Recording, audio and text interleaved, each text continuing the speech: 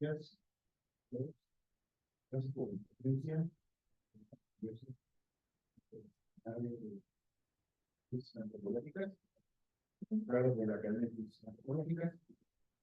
Y en esta ocasión vamos a tener la mesa sobre una perspectiva de inteligencia digital. El primer tema que vamos a tener se va a tratar sobre la inteligencia artificial y problemas sociales, apropiación y desarrollo de una tecnología disruptiva, a cargo de Gonzalo. Aquí voy a Ramírez. Segundo tema, de tecnologías digitales aplicadas a la área de la realidad biomecánica en grupos transparentes, presentado por un servidor.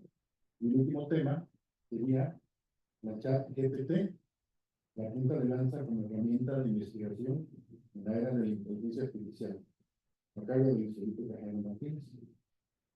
Yo les pediría que al final hagamos las preguntas.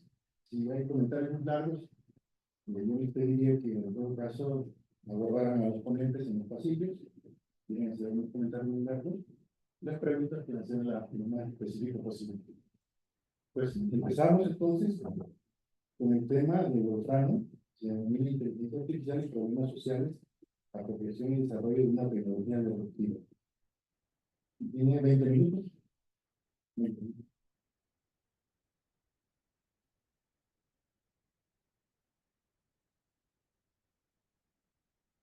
Muchas gracias, antes que nada, por la invitación.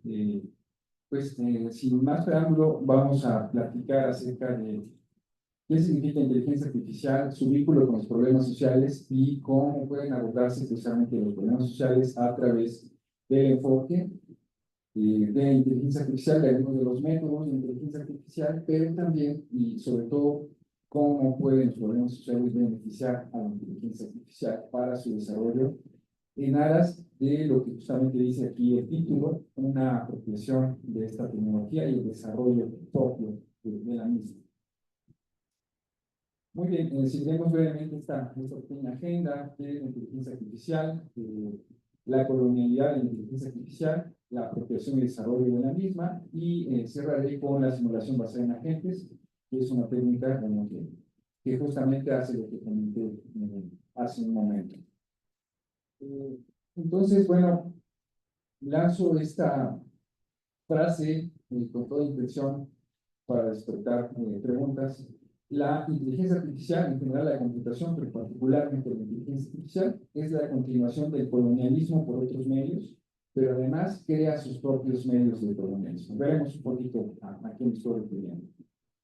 En general, la inteligencia pues, es un concepto que lo primero que hace es problematizar, es un concepto problemático en muchas áreas.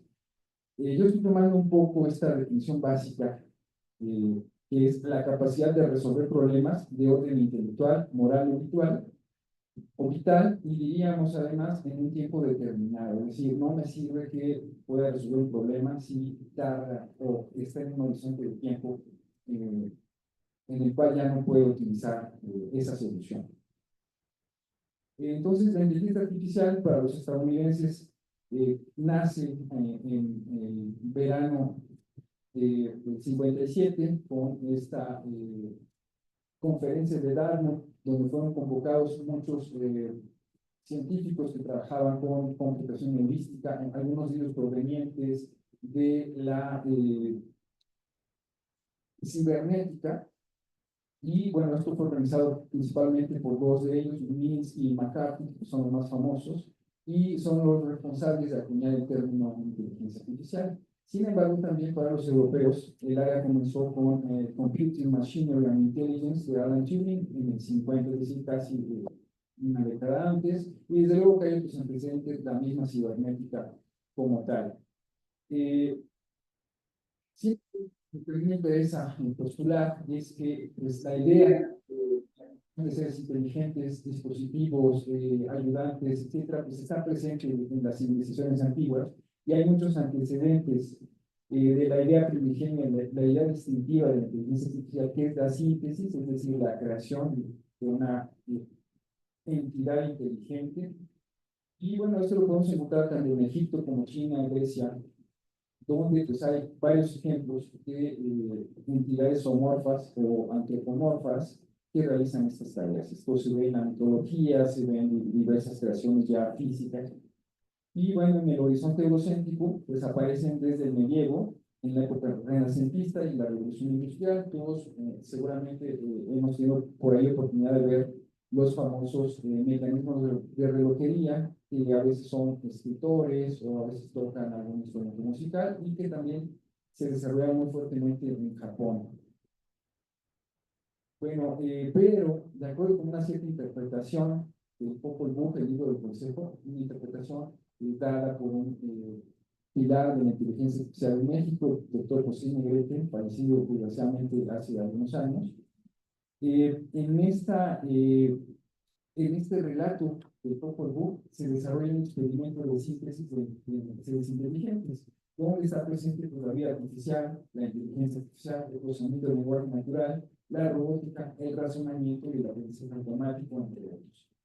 Y bueno, esta idea, este documento de Popol Vuh se planteó en una fecha pues aún desconocida, hasta lo que yo escasamente conozco, pero se remonta hace varios siglos, es decir, es anterior a las otras propuestas, lo cual pues es una evidencia de que estas ideas de inteligencia artificial y robótica pues han estado presentes a lo largo de las culturas. ¿Cuál es la importancia de esto? Volveremos a ello en un momento, pero volvamos al punto de la inteligencia artificial. Primero que nada, pues es una ciencia y un conjunto de tecnologías cuyo auge, casi solo decirlo, pues está vigente y tiene mucha presencia en medios convencionales y digitales. Ha aportado distintos logros científicos que, bueno, nos platicarán los siguientes ponentes acerca de ellos y tecnológicos sobre todo, pero predominantemente de los que están orientados a sistemas productivos y comerciales. Eso ha sido un problema. ¿Por qué se posibilita este nuevo auge que vivimos ahora? Pues por la presencia de los macrodatos, es decir, la abundancia de datos ya digitalizados, curados, etcétera, las redes sociodigitales, los sistemas de nube y las plataformas digitales. Obviamente, pues esto ha potenciado las posibilidades tanto de recaudar datos como de poder hacer procesamientos sobre ellos. Sin embargo, me gustaría mencionar tres momentos de la inteligencia artificial en el origen, digamos, de lo que hablé hace un momento, por ahí de la década de los 50, 60, pues se tenía esta idea de lo que se llamó la tesis de la IA clásica, es decir, la manipulación de símbolos fue asimilada al pensamiento, por lo tanto, la manipulación de símbolos es un cómputo y de ahí hicieron la ligación entre que computar es lo mismo que pensar. A eso se le llamó la inteligencia artificial clásica.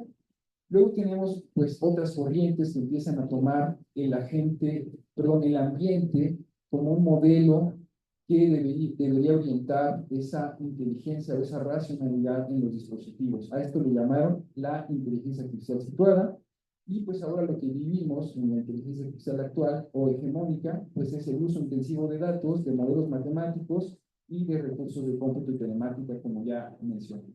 Pero una definición que a mí me interesa como tesis para el desarrollo de la inteligencia artificial, pues es el estudio de la inteligencia natural, humana o no, por medios artificiales, por lo pronto, pues computadoras, que es lo que tenemos a la mano.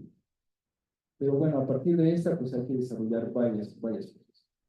No quisiera dejar de mencionar que hoy en día, dado el auge de la inteligencia artificial hegemónica, ha habido una especie de superposición de términos, y entonces se habla de inteligencia artificial en general, cuando lo que se quiere decir es inteligencia artificial generativa solamente. Entonces aquí muestro este esquema, con todo el propósito, no es un esquema exacto, es decir, pues simplemente es una representación pictográfica, pero la inteligencia artificial pues es más de la generativa porque tiene otros campos de aplicación y desde luego la inteligencia artificial generativa también contribuye con esos campos, pero es solamente una rama. Nuevamente digo, esto lo menciono pues porque hoy en día se habla mucho de inteligencia artificial cuando se quiere decir generativa y se obvian las otras ramas. Entonces, bueno, desde luego pues estos desarrollos han tenido un periodo de auge y también han tenido periodos, digamos, de dificultades. es lo que se le ha denominado los inviernos de la inteligencia artificial. Hoy en día nos ubicamos pues, en la punta de lanza que está por allá arriba, que tiene que ver con los grandes modelos de lenguaje, la IA generativa, por supuesto, y pues algunas otras situaciones que hoy se empiezan a discutir. Y pues algunos sostenemos que, dado el comportamiento que ha habido, pues estamos próximos, no sé en cuánto tiempo, a que haya pues un nuevo declive por la cuestión simplemente de la inversión millonaria que se está haciendo en estas tecnologías y los resultados que se están alcanzando, que finalmente no son estrictamente los que se prometen, aunque no dejan de ser interesantes, dignos de tomarse en cuenta y de utilizarse, por supuesto. Muy bien, entonces yo me refería en un primer momento a la colonialidad de la inteligencia artificial y partimos de un supuesto. Si la inteligencia artificial busca hacer un símil, un reflejo, una simulación o una emulación del pensamiento humano, pues este pensamiento está tenido de las características de las sociedades donde se desenvuelven. Por lo tanto, nosotros al estar en la periferia, y sobre todo pues los estudiosos y los que desarrollan estas tecnologías principalmente están inmiscuidos o digamos formados en las metrópolis de donde surgen estas tecnologías, pues seguramente están imbuidos también de las culturas y de las formas de pensar de esas sociedades y más recientemente pues las nuevas metrópolis, que son las grandes tecnológicas que están colonizando inclusive a las propias metrópolis tradicionales. Entonces, aquí vale la pena preguntarse, ¿qué opciones tenemos nosotros para poder incluir nuestras particularidades y llegar precisamente pues, al desarrollo de una inteligencia artificial propia?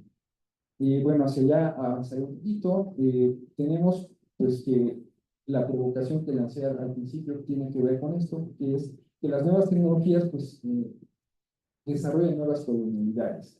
Tenemos algunos de ellos, solamente menciono un par, como el colonialismo digital o algorítmico, y además que se desarrollan nuevas ideologías. Tenemos por ahí la ideología tecnológica ya asignada por algunos pensadores iberoamericanos y que tiene pues, un claro fetichismo y además de muchos encubrimientos en su desarrollo. Bueno, derivados de esta digamos, hegemonía de la IA, pues tenemos algunos problemas. En primer lugar, pues tenemos esta hiperrealidad artificial inducida, o lo que se conoce como las deep fake news. Esto es una imposibilidad de diferenciar ciertos productos generados por inteligencia artificial de productos generados por personas. Y esto pues tiene una implicación en elecciones, en cuestiones políticas, pero también tiene una incursión muy fuerte en la opinión pública. No solo las cámaras de eco que se han acusado constantemente, sino la imposición como tal, pues de una cierta ideología, porque hace una toma del discurso. Entonces, pues no se puede diferenciar la verdad de la fantasía, y eso pues causa un problema social finalmente. Tenemos además una manipulación sistematizada y dirigida, a la par de una analfabetización práctica inducida, ¿no? Básicamente, esos son los problemas, hay muchos más, no quiero andar en eso porque tenemos poco tiempo, pero bueno, de ahí se derivan algunos. Tenemos entonces cómo podemos apropiarnos de esta tecnología en el sentido de no solamente adoptarla de manera crítica, ni mucho menos adaptarla solamente, como se dice, tropicalizarla, sino efectivamente hacer un desarrollo donde se representen nuestras particularidades y que además obedezca a las necesidades tecnológicas que se nos presentan. Para esto, pues hay que hacer una superación de la colonialidad de la inteligencia artificial y hay que entender algunas de las implicaciones teórico-prácticas que ella tiene. Y aquí menciono solamente algunas. Superar la neutralidad valorativa de la ciencia, que ya ha sido señalado por pensadores mexicanos e iberoamericanos, y esto quiere decir, pues simplemente que se tiene que considerar a la ciencia y a la tecnología como un sistema de acciones integrales. Es decir, hay actores que tienen propósitos y esos propósitos trascienden a la mera creación tecnológica o científica. Es decir, la neutralidad no existe en tecnología. Hay propósitos detrás. Por ahí hay pues digamos, una propaganda que yo así lo llamaría quizá, que es que el científico debe hacer su trabajo y solamente debe hacer su trabajo. Y claramente menciona por ahí algunos un ejemplo de, pues, si yo hago cuchillos, voy a hacer el mejor de los cuchillos, y para qué lo utilices es este problema. Pero no es lo mismo hacer una bayoneta que hacer un cuchillo para montar mantequilla. Hay un propósito atrás. Lo mismo en la tecnología, lo mismo en la ciencia de la inteligencia artificial. Por lo tanto, tenemos que analizar el racionalismo tecnológico, esto es, cuáles son las implicaciones o la racionalidad teórica que hay en los desarrollos, por ejemplo, de un programa que ordena datos. Yo no puedo juzgar políticamente o éticamente un programa que ordena datos, o un algoritmo que ordena datos, pero sí puedo juzgar un programa que está implementado para organizar ciertos datos. Y puede ser que organice simplemente la lista de una escuela, de nombres en una escuela o de nombres de trabajadores, o que organice pues, el conjunto de edificios que van a ser bombardeados. Hay dos cosas, dos intenciones atrás. Entonces, la segunda sí se puede analizar, que es la racionalidad de los fines, es decir, la racionalidad práctica. Esto lo tomo de lo que ha señalado el filósofo, precisamente también ya fallecido, Adolfo Sánchez Vázquez, acerca de la ideología tecnológica, que tiene estas dos aristas, y sobre las cuales pues tendríamos que discutir para poder hacer esta apropiación que habíamos comentado. Perdón, se me está acabando el tiempo, entonces voy a sentarme algunas cosas para poder pues, llevar a la cuestión de los problemas sociales. Bueno, para poder hacer un desarrollo propio, pues una de las propuestas, en tanto la racionalidad teórica, es decir, no solamente esto que había mencionado, que se puede analizar ética, política y económicamente, que son los fines, sino, desde un principio, cómo es que las ciencias sociales nos pueden afectar a los que hacemos inteligencia artificial en la parte de los fundamentos de la ciencia o de la tecnología. Pues primero que nada, yo propongo que se tiene que complementar el inventario de las llamadas filosofía de la inteligencia artificial, que esto no es más que pues, un llamado a no solamente utilizar los juegos que se han utilizado como el ajedrez, o ahora más recientemente el Go, como estos pues, laboratorios para el desarrollo de la inteligencia artificial, sino utilizar los problemas sociales para probar y desarrollar este tipo de tecnologías. Apoyar también la hipótesis situada. Si se acuerdan, en un segundo momento decía que el ambiente, que puede ser el ambiente físico real, el mundo, o bien un ambiente virtual, es el que va a modelar al dispositivo de inteligencia artificial. Y también tenemos que revisar la base epistemológica, es decir, la racionalidad moderna de corte lógico-matemático, y confrontarlo con otro tipo de racionalidades como el sentipensamiento de las comunidades originarias y otras formas de racionalidad que incluyen pues no solamente lo lógico matemático. La singularidad, pues esto en realidad es una neoreligión, yo lo categorizaría así, que viene del colonialismo. Además, ¿qué respuesta podemos dar? Bueno, pues dentro del área están los sistemas multiagente y otras propuestas como el cómputo yo inspirado que nos podrían ayudar pues para incluir este conocimiento proveniente de las ciencias sociales y las humanidades y tratar de operacionalizar algunas de estas prácticas para la propia ciencia. Y esto nos ayudaría pues a evitar, perdonen, déjenme ver dónde estoy acá, evitar algunas cosas como el uso militar de la inteligencia artificial y posiciones fundamentalistas, evitar o por lo menos prevenir algunas de las cosas que se han dado recientemente, como pues los genocidios tecnificados o semi-tecnificados, pero no está claro hasta dónde se han realizado estas cosas. Y bueno, pues el uso de la tecnología por pues, algunos grupos delictivos, sean legales o no. Bueno, entonces, lo que yo propondría es que pues, tendríamos que considerar algunas cosas como las diferencias culturales, la perspectiva de género, el respeto a los derechos humanos, en pro de un desarrollo de una tecnología que son los agentes para que podamos hacer artefactos vitales autónomos. Temo que igual ya se me está terminando el tiempo, entonces voy a avanzar un poquito más acerca de que los problemas sociales son una de desarrollo pues, que podrían influir en la racionalidad instrumental de la inteligencia artificial Además tiene este problema, nos pueden ayudar con este problema que es trascender la escala. Es decir, yo a veces hago un desarrollo que es pequeño, solamente para un cierto problema, pero si lo aplico a un problema social, pues estoy ya directamente en la hipótesis situada, que es pues en el mundo como tal. Entonces, pues aquí lo que tendríamos que ver es que es un problema, realmente es un problema, pues no solamente es local, es decir, voy a resolver un problema global. Ha habido mucha discusión y bueno, pues aquí tendríamos que llegar también a otra discusión acerca de cómo incluir a las comunidades en el desarrollo, en los desarrollos, para poder decidir quién tiene prioridad en un desarrollo, cómo, quién establece estas prioridades y bueno, pues enfrentarse directamente con sistemas complejos. Voy a avanzar un poco más en la presentación, simplemente para cerrar con el tema de la simulación o la modelación basada en agentes, que nos permite estudiar, como se ha llamado in silico, es decir, en un programa de computadora, fenómenos sociales. Y desde luego, pues aquí tiene una dimensión, la interdisciplina, la transdisciplina muy fuerte, porque estas modelaciones, desde luego, requieren una validación. Por un lado, requieren una verificación, que es el dominio de ingeniería de software, que esté bien programado lo que se quiso programar, y por otro lado, pues cómo es posible que eso represente verdaderamente lo que se quiere representar. Eh, Desde luego, pues hay muchas aplicaciones, por ejemplo, para elecciones, para enfermedades, para costumbres, para rituales que se pueden modelar y representar, y solamente para entender el fenómeno. No queremos realmente hacer una superposición del fenómeno, es decir, queremos entenderlo. Y uno de ellos, en los que yo me he dedicado ya en la parte de investigación, pues tiene que ver con la simulación de contingencias y desastres naturales.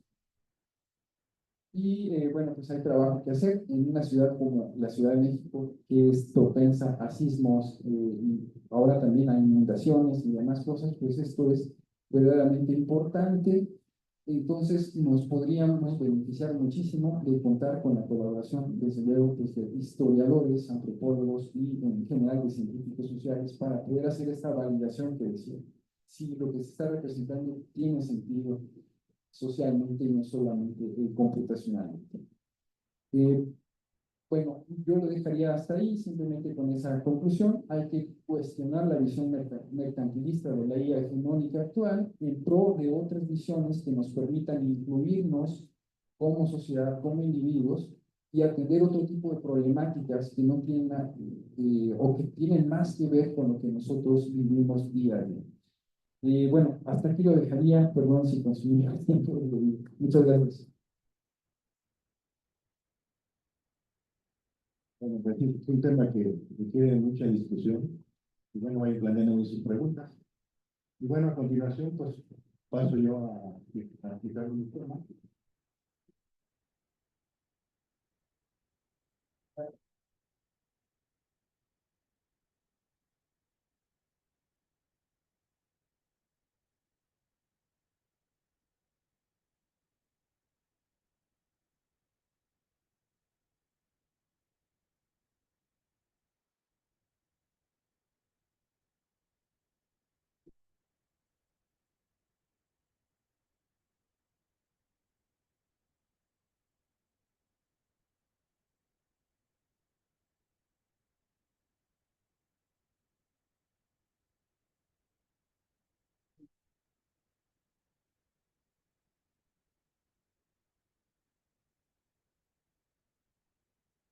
Entonces, este tema de investigación que yo he estado desarrollando en el Centro de Yucatán, con materiales hechos específicamente. Y le voy a mostrar dos ejemplos concretos sobre grupos humanos que vivieron en el pasado. Uno, que se refiere a grupos asalariados en una hacienda en Yucatán del siglo XIX, y otro trabajando con ONGs del Perú, trabajando a distancia del Perú. La pregunta de investigación que surgieron inicialmente para poder abordar el problema es que tanto en Mesoamérica como en la zona maya, pues hay mucho trabajo, ¿no? Mucho trabajo físico que se refleja en el cuerpo humano. pero muchas veces pensamos que este reflejo es a lo largo de varias generaciones. Puede ocurrir en una generación, en el mismo individuo, en corto plazo, estas modificaciones morfológicas. En este caso, por ejemplo, en unas fotos en Chiapas, todos estos individuos manejaban una estructura de 500 kilos, son 4 y tienen tecnología moderna. En ese entonces no había tecnología moderna, todo era a lo de estable, ¿no? A puro esfuerzo muscular. Bueno, los modelos que se han manejado en este caso para entender la resistencia física de los individuos es igual que en la ingeniería. Es exactamente el modelo de las vigas. Tal como está construido este edificio con columnas, así está hecho el cuerpo humano. Las piernas son columnas, entendidas de esta forma. Y lo que se mide, o lo que voy a medir, es la rigidez y resistencia del hueso a los esfuerzos continuos o crónicos. Bueno, para esto se ha generado toda una teoría de los años 80, en la escuela norteamericana específicamente, en donde se ha desarrollado todo el marco metodológico. Entonces, se ha trabajado precisamente en estas formas de hueso. Concretamente, se puede trabajar en huesos largos. En este caso, yo he tomado los fémures, porque es lo que tengo más en mis colecciones, y se maneja sobre todo la compresión. Cuando nosotros saltamos, brincamos, se comprime el hueso, la tensión, el corte, la torsión y una combinación de dos. Entonces, se puede medir directamente en el hueso todos esos elementos. Están aquí, y no espero que lo memoricen, pero se ha utilizado sobre todo aspectos de geometría y cálculo integral para poder medir estos cuatro aspectos. Aquí tenemos un corte digital, donde nosotros podemos tener la parte medio lateral, antero-posterior, medio lateral, antero-posterior, y lo que medimos es el área, la sección transversal, ¿no? Y aquí podemos medir los primeros momentos de inercia, los segundos momentos de inercia. También podemos obtener inferencias sobre la movilidad del individuo. ¿Qué tanta movilidad tiene el individuo a partir de estas imágenes? Podemos también combinar con cálculos de talla, el índice de Nordan, que es la movilidad, capacidad de movilidad del individuo, y los cálculos de la masa corporal y talla, por supuesto. Bueno, esta es toda la, vamos entrando de lleno, pues, a la metodología ya digital, podemos decir. ¿Cómo le vamos a hacer? Bueno, metemos el hueso a un tomógrafo, esta es toda la metodología. Podemos tomar la sección transversal a la mitad, o a diversas secciones longitudinales del hueso, y obtenemos estas imágenes. ¿Sí? Teniendo estas imágenes, nosotros pasamos a hacer los cálculos a través de un algoritmo, que es por decir algo, es una escritura en lenguaje BASIC, más o menos de 100 sentencias, donde se desarrolla toda la integración de los píxeles de las imágenes. Y ahí podemos nosotros, con esta base, con este programa, que es muy sencillo, que lo proporciona la universidad que ha desarrollado esto, con Christopher Raff a la cabeza, es de código abierto, y podemos empezar a trabajar las imágenes digitalmente, ¿no? Me voy rápido. Todo esto es lo que se llama la talacha, ¿no? Dentro del trabajo. Y al final, nosotros obtenemos esto. Estos son nuestros datos. El área total, el área vertical, el área modular, los momentos primero de inercia, los segundos momentos, la torsión, y muy importante, la torsión nos mide la carga física de inerción de un método determinado. Bueno, los ejemplos. Tenemos este sitio en el norte de Mérida. Nosotros lo exploramos un rato, trabajamos todos estos materiales, los limpiamos y obtuvimos esta distribución de edad. Tenemos una composición de edad bastante diversa, concentrándose todo, sobre todo, en adultos, de tanto hombres como mujeres. Bueno, no sé si pueden ver bien estas tablas. Aquí están todos los primeros factores de inercia, los segundos momentos de inercia, y los comparé con una base de datos que yo tenía de individuos que vivieron en la costa en la época prehispánica. Estos son del Mirador del siglo XIX. De esto ya tenía yo un perfil, en la cual había yo notado que los valores biomecánicos eran altos para esta población de varios varios grupos de 14 sitios de la zona norte. Al compararlos con el mirador, empecé a notar que los valores eran bastante altos también. Empecé a meter diversas técnicas de comparación, diversos test de comparación para ver las diferencias. Empezamos a ver diferencias bastante, casi semejantes, más que diferencias, muy semejantes estos valores de individuos que vivieron en el siglo XIX con individuos que vivieron en 600 después de Cristo o en 1000 después de Cristo, ¿no? Aquí presento unas gráficas. Todo esto es producto de utilizar todas estas tecnologías militares y estos algoritmos. Aquí sigo presentando comparaciones con gente de la planicie, unos gráficos. Aquí lo comparé con otro grupo que tengo perfilado, que son cazadores-recolectores del norte de México, que también tuve la oportunidad de trabajar. Y vemos que los cazadores-recolectores son más gráciles en comparación a los del mirador, ¿no? Y las diferencias se acentúan más. Esto ya nos está diciendo algo. Este grupo del mirador eran individuos cerrados sin ningún antecedente histórico, para evitar contaminar la interpretación del cuerpo. Posteriormente, un historiador nos ayudó que efectivamente estos individuos que habían vivido en el mirador eran asalariados, acasillados, que los traían en friega trabajando para sacar el ingreso. Bueno, el otro grupo que trabajamos fue de los grupos andinos. Iba a ir a Perú, pero lamentablemente con la pandemia no pude ir y no me dieron dinero aquí en Lima para ir a tomar las muestras, pero pudimos trabajar las imágenes a distancia. Entonces, trabajamos varios grupos de esta zona del Perú, ¿sí? Sobre todo de la zona costera, de los Andes, la zona costera. Aquí están los sitios que trabajamos, en total 34. Son fardos estudiados de la costa central del Perú, con esta temporalidad, ¿sí?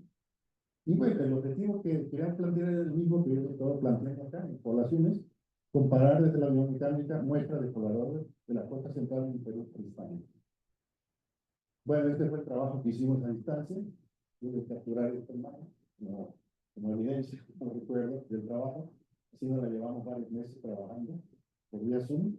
Acá están los fardos funerarios. Afortunadamente, la arqueóloga ya tenía más o menos 100 fardos funerarios digitalizados. De hecho, esa fue su tesis, aquí en la UNAM. Ya estaba listo el camino para poder manejar las imágenes de los féminis. Y eso fue el trabajo, ¿no? Y aquí tenemos ya las imágenes. Miren. Teníamos que trabajar estas imágenes para resaltar los píxeles y poder hacer las integraciones de las áreas y los momentos de inercia para poder extraer esa información tan valiosa, ¿no? Que queríamos. Bueno, se aplicó el método de análisis, que se va a utilizar en antropología física sobre todo, y en otras ciencias. Pudimos ver la simetría nuclear, dimensión sexual, tamaño, talla, los primeros momentos de inercia, los segundos momentos de inercia, etc. Los métodos estadísticos, todo el mundo conoce. La muestra de estudios, cómo estaba compuesta, ¿sí? Los sitios y grupos, ¿no? Más bien la muestra según sitio y lado y la muestra según sitio y lado de esta zona, ¿no? Bueno, lo que obtuve fue algo interesante, te lo voy a abreviar. Después de muchas inferencias, comparando hombres y mujeres, vimos que las mujeres estaban más afectadas por el trabajo físico, aunque la movilidad era semejante tanto en hombres como en mujeres. Esto es interesante, ¿no? Es bastante interesante. Y que el dimorfismo sexual, o sea, la diferencia corporal entre hombre y mujer, biológicamente era similar, pero el dimorfismo sexual y los valores biomecánicos era muy acentuado. En las especies podemos ver el tamaño morfológico, por ejemplo, un macho gorila o una hembra gorila, podemos ver estas diferencias, pero ahí son otras situaciones de comportamiento. Aquí la idea, una de las hipótesis era que, por ejemplo, sabemos nosotros que estamos codificados genéticamente para ciertos tipos de, no de actividades, sino tenemos una estructura genética, pero el medio ambiente nos modifica. Pero entonces, en esta investigación nosotros, yo he estado proponiendo esta hipótesis, ¿ya? Que el medio ambiente social tiene más impacto en corto plazo que el medio ambiente natural, o una combinación de ambos. Porque hemos estado observando que en la medida que la carga física y la actividad física es mayor en un grupo, vamos a tener mayores valores en los valores biomecánicos.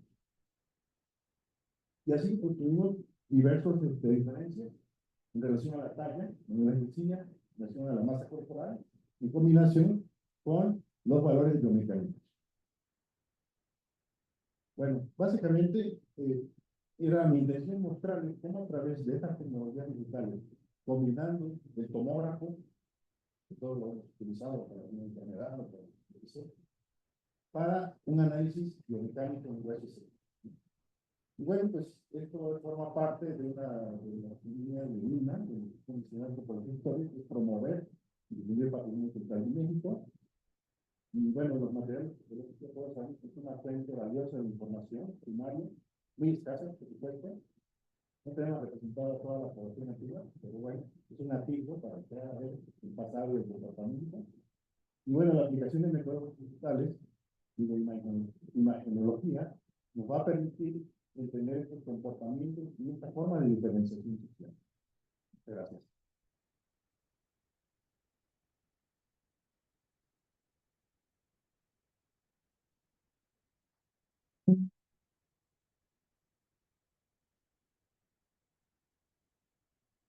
La punta de lanza, chat, GPT, la punta de lanza como herramienta de investigación en la era de la inteligencia artificial.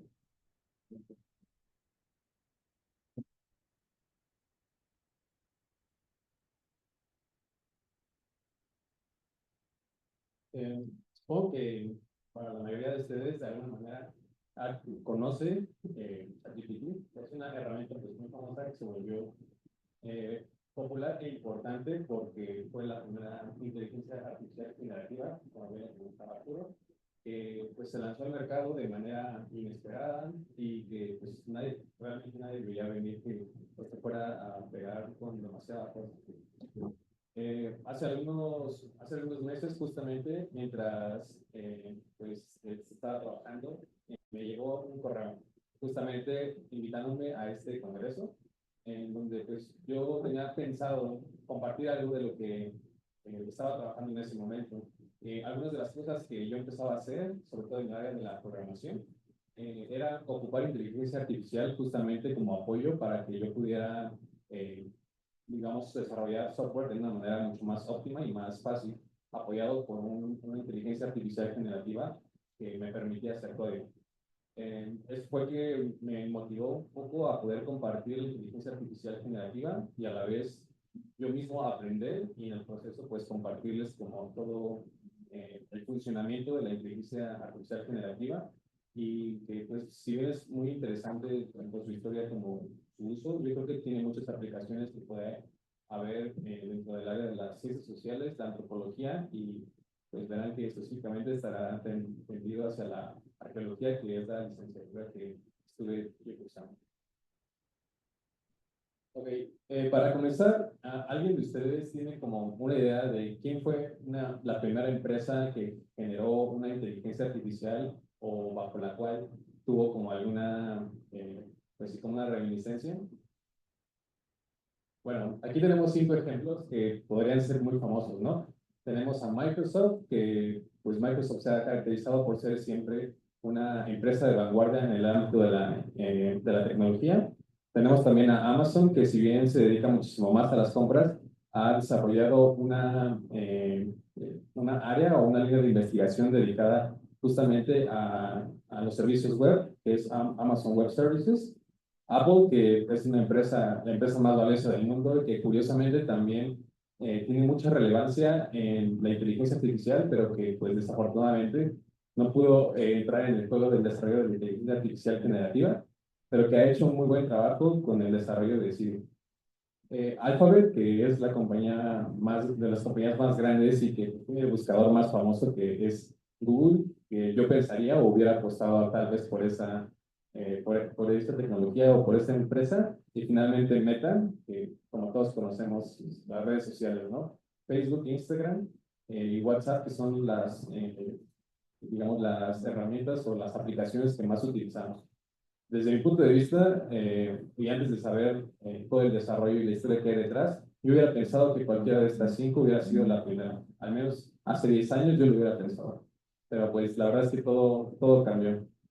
Entonces, lo primero o la primera cuestión que yo me hice para poder llevar a cabo esta investigación es a qué me sonaba inteligencia artificial o cuál era el recuerdo más remoto que tenía sobre inteligencia artificial. Y recuerdo que en 2014 vi una película que se llamaba The Imitation Game, que es básicamente la máquina de Turing. No sé si recuerdan la película, se llama El Código Enigma, me parece en español. Y habla sobre esta persona, que es justamente Alan Turing. Alan Turing fue convocado en el Bletchley Park en 1939, justo cuando inicia la Segunda Guerra Mundial. 3 años antes, Alan Turing había desarrollado y había propuesto un modelo teórico en el que básicamente cualquier problema se podía solucionar con ese algoritmo. Casualmente, unos años más tarde, este modelo teórico se puede hacer un modelo práctico y se puede construir la máquina de Turing, misma que responde al hecho de poder construir una máquina en contra de otra máquina, que en el caso del contexto de la guerra era la máquina Enigma, que descifraba códigos Morse para poder comunicarse con las eh, con las líneas de frente alemanas, y en este caso, pues, Alan Turing pudo desarrollar un algoritmo, no solamente teórico, sino que también práctico, que ayudó a disminuir mucho y a cambiar el rumbo de la guerra. Y como pues todos sabemos, Alan Turing pues, pudo desarrollar toda esta línea en Europa y particularmente en Inglaterra. Pero cuando yo me empezaba a meter un poquito más en los temas de inteligencia artificial generativa, me di cuenta que probablemente, y más bien me di cuenta que justo Alan Turing no era el camino que se estaba tomando de manera correcta. Porque Alan Turing, si bien tuvo unas aportaciones importantes a lo que es la computación y también el desarrollo de Machine Learning hasta cierto punto, no era el lado que yo quería descubrir en cómo funcionaban los motores de búsqueda de ChatGPT, que en este caso es la herramienta que nos compete. Así que llegué con Frank Rosenblatt. Frank Rosenblatt fue un psicólogo nacido en Nueva York. Posteriormente se hizo una especialidad en neurociencias, lo cual le permitió inmiscuirse un poco más en el funcionamiento del cerebro. Frank Rosenblatt comenzó a trabajar en el Instituto Cornell, mismo que empezó a hacer un proyecto de investigación sobre sobre el cerebro en general, los misterios del cerebro, y que respondía a un presupuesto que estaba asignado por la Marina de Estados Unidos. En este contexto, pues es muy fácil dilucidar que mucho de esta investigación o de las investigaciones que estaban haciendo en ese momento estaban orientadas hacia un sesgo, o tenían un sesgo más bien. Como bien lo comentaba Arturo, siempre había, o en este caso había, una intención detrás, y la mayoría de las veces pues eran con fines militares, al menos en esta época. Ok, en 1958, Rosenblatt publica el diseño de una automatización inteligente, que es su propuesta de una computadora, básicamente, que está basada en perceptrones, que es muy diferente a las computadoras que usamos hoy en día. Las computadoras que usamos hoy en día están basadas en un modelo que se llama von Neumann, donde tienes una entrada, hay un proceso en donde se llevan a cabo pues sí, como todos los procesamientos lógicos, y te dan una salida, y que era mucho más viable porque era muy exacta. En el caso de los perceptrones que estaba proponiendo Rosenblatt, era totalmente diferente. El perceptrón básicamente tenía que entrenarse para poder dar una respuesta, como lo vamos a ver un poquito más adelante. Y bueno, para poderles explicar más o menos cómo funciona un perceptrón, primero quisiera que en el contexto en el que Rosenblatt desarrolla esto es en el área de las neurociencias y lo quiere replicar a la vida real o en un aparato que funcione. Entonces, para ello vamos a tomar una neurona humana, cómo funciona en general. Si podemos ver, tenemos las dendritas, que son como las terminales por donde recibimos todas los impulsos eléctricos y la información. Esta información va a pasar hacia el núcleo, donde va a ser procesada y a través del axón va a ser conectada con otras neuronas en donde se va a procesar o van a tener una salida o una nueva salida, que es básicamente cómo funciona una neurona humana. Nosotros tenemos o le damos una entrada a las neuronas, se procesan en el núcleo y a partir del axón, estas señales eléctricas se comparten hacia otras neuronas que tienen un proceso similar. El perceptrón básicamente funciona muy parecido. En esta imagen podemos ver el diseño o la propuesta de Rosenblatt en el artículo, en donde justamente proponía un mosaico de puntos que eran recibidos a partir de un sensor y que si se dan cuenta tenía, o en este caso está formado por una X. Es decir, tenemos una preferencia, como bien se comentaba, lo comentaba Arturo, hay una preferencia entre cuáles vamos a discriminar y cuáles vamos a desechar. Si se dan cuenta, la X son los puntos que nos importan realmente. Y esto va a entrar en el núcleo, o bueno, en este caso, en el centro de la neurona, o del perceptrón en este caso, y va a generar una salida que es básicamente una función muy similar a la que tenemos con las neuronas. Y bueno, Rosenblatt crea y construye el propio perceptrón. Si pueden ver a Rosenblatt del lado derecho y del lado izquierdo es cómo funcionan las conexiones que Rosenblatt propone en su modelo Mark I Perceptron, que es a partir del cual se construye la computadora que él está prefiriendo o que él está proponiendo. Si se dan cuenta, son muchas terminales o electrodos que están enviando la información de los estímulos que funcionan muy parecido o similar, o incluso diría que igual a una neurona humana.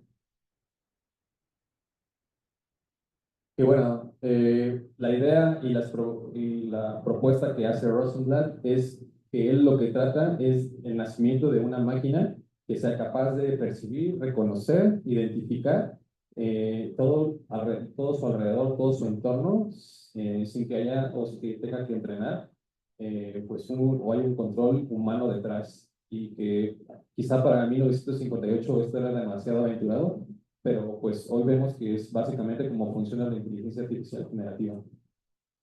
Por otro lado, explicar o aterrizar un poco la parte del perceptrón, en donde, como podemos ver, es un mapeo, bueno, una definición matemática es un mapeo de entradas que activan una función matemática que a partir de sus entradas o sus inputs genera outputs con ciertos valores, ¿no?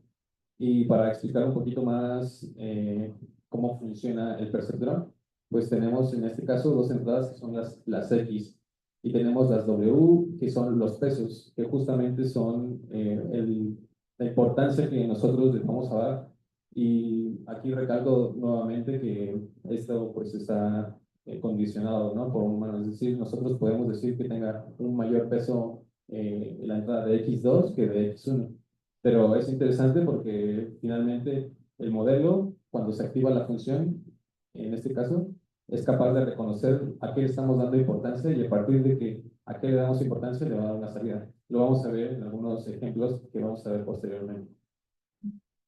Bueno, en 1958, The New York Times publica justamente un artículo que es un nuevo dispositivo que aprende básicamente por sí mismo y propone, o más bien escribe en el artículo la propuesta que nos da Rosenblatt y que desafortunadamente para ese momento es descartada. Como bien comentó Arturo, hay una edad de hielo en la que pues no es seleccionada y la razón pues es muy relevante.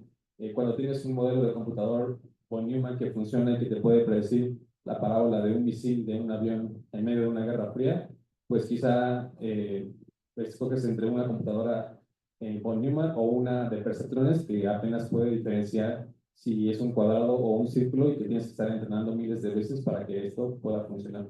Pues el presupuesto, pues como en todas las dependencias, tanto gubernamentales y incluso también de investigación, pues siempre se va a ir hacia un lado. Y en este caso, pues mucho tiempo se quedó pues sin investigación, digo, perdón, sin presupuesto, la investigación continuaba, pero no era tan acelerada como cuando se le destina demasiado presupuesto.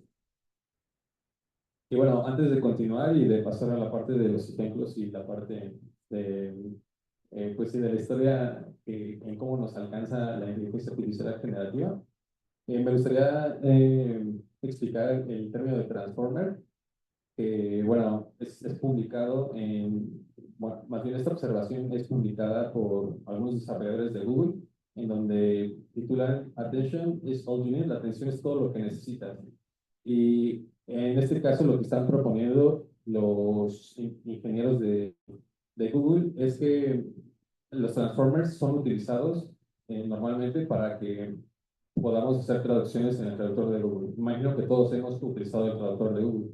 Entonces, muchas veces cuando utilizamos el traductor, queremos utilizar una frase demasiado larga. Sin embargo, esta frase, no todas las palabras son traducidas de forma correcta, porque para ello necesitamos un contexto. Es decir, no podemos traducir un paper y que nos traiga palabras demasiado simples cuando las palabras realmente pues, no son tan simples, ¿no? Entonces tenemos que darle esos mecanismos de atención necesarios para que puedan ser desarrollados. Y es una parte de las neuronas que ocupan los modelos de traductor de Google. Y publican en este artículo que bueno, que estos modelos de atención funcionan con una multicabezas, es decir, que ponen demasiado foco. Imaginemos, por ejemplo, que vamos caminando por Reforma, ¿no? Y en eso nos encontramos una manzana del tamaño de un auto que es de color rojo brillante. Nosotros vamos a poner atención a eso porque es algo que nos importa y que además es poco común, ¿no? En cuanto pues vamos caminando y que encontramos eso. Y sabemos que cuando encontramos o podemos diferenciar ese color, tanto el color rojo como el color brillante, y que además es una manzana del tamaño de un auto, pues nuestra atención se va dirigida 100% hacia ello. Entonces es ahí donde, pues como cabe la relevancia, ya que para que pueda funcionar un transformer necesitamos una consulta, que es en este caso, pues pasarle nuestra frase que queramos, pues, sí, que queramos que nos traduzca. Hay una llave que es la palabra importante dentro de esa frase que queremos que traduzca y un valor que para nosotros es demasiado valioso que esa frase sea traducida. Entonces, estos mecanismos de atención se vuelven importantes y además en multicabeza, es decir, que tienes muchos mecanismos de atención que están trabajando al mismo tiempo y que a partir de ellos puedes hacer una traducción mucho más fidedigna. Entonces, los transformers van a ser importantes, ya que lo que hizo OpenAI es tomar esta idea de perceptrones y pasarles toda la información, pues toda la información de Internet que está en una página que se llama commoncrawl.org. En esta página ustedes pueden descargar literalmente teras de información, que es toda la información de Internet.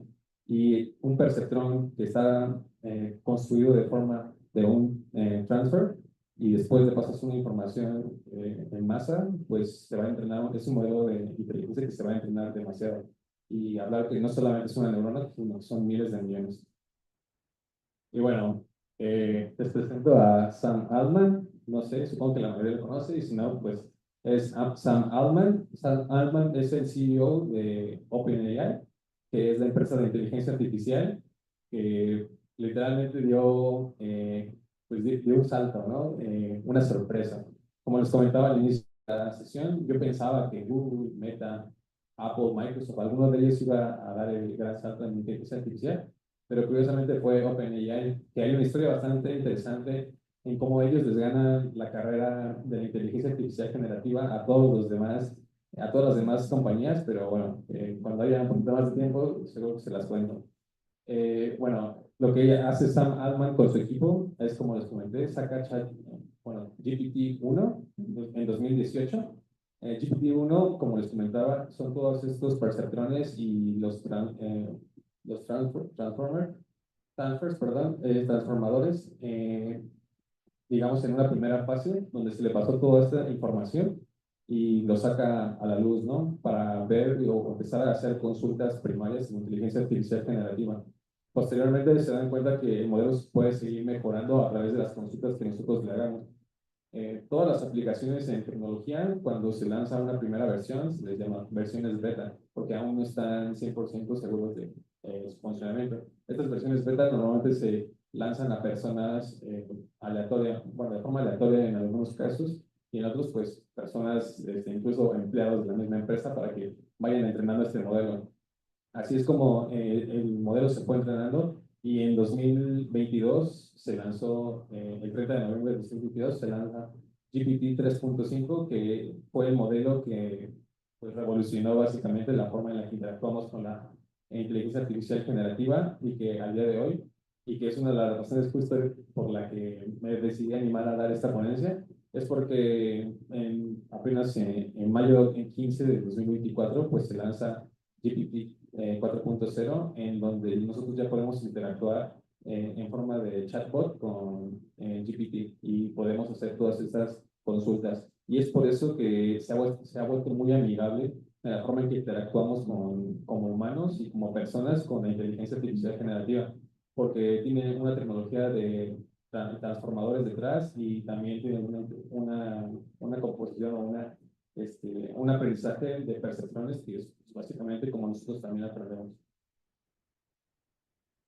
Y bueno, vamos a la parte un poquito más práctica que seguramente les va a interesar a todos y que pues así fue como yo también comencé a interactuar con las inteligencias artificiales en general y con ChatGPT. Y primero para comenzar, pues es los prompts. Un prompt básicamente es una consulta o es la invitación de una máquina a que tú le consultes o le escribas algo, ¿no? Ya sea en la terminal y en este caso, pues nosotros cuando escribimos algo en los buscadores, no importa si es de ChatGPT, de Llama o de cualquier otro, pues lo que nos está haciendo es invitando a que nosotros podamos hacer una consulta de cualquier tema. El prompt engineering es una disciplina que se desarrolla justamente en paralelo para optimizar las respuestas de las inteligencias artificiales y que nosotros podamos hacer y recibir respuestas mucho más efectivas y eficientes. Y bueno, primero, el primer modelo que les quiero presentar o la primera manera en la que ustedes pueden consultar o utilizar ChatGPT, pues es con el Zero Shot Prompting, que sería literalmente una consulta de cero. En este caso, pues la consulta que yo hice al modelo es, ¿qué es la Academia Mexicana de Ciencias Antropológicas? Me da como resultado, como salida, el AMCA, que es justo el organismo que tenemos el privilegio de que haya organizado este congreso. Y bueno, tengo una definición acertada. Es una organización dedicada al estudio y promoción de antropología en México. No sé si fue fundada en 1967 o no, pero a partir de toda la información de Internet que le fue generada o pasada a los perceptrones, pues puede elegir, discriminar y sacar estos resultados, ¿no? Después tenemos un prompt o un prompting en donde vamos haciendo o vamos consultando al modelo una manera en la que nosotros queremos hacer las consultas. En este caso, le pido al modelo, puedes traducir del inglés al francés de la siguiente manera. Le doy un ejemplo, en un how are you, que sería ¿cómo estás? Y le doy el ejemplo en francés, que en este caso es ¿cómo estás? ¿No?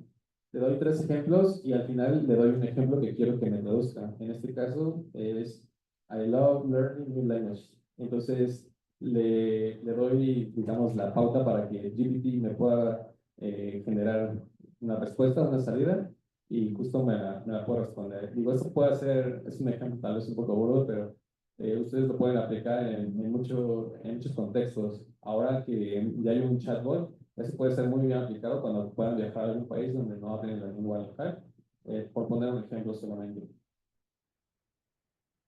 Y bueno, también tenemos la cadena de pensamientos, que en este caso trabaja en la explicación de cómo es que razonó o cómo es que produjo los pensamientos estructuradamente el modelo para que nos pudiera generar nuestra respuesta.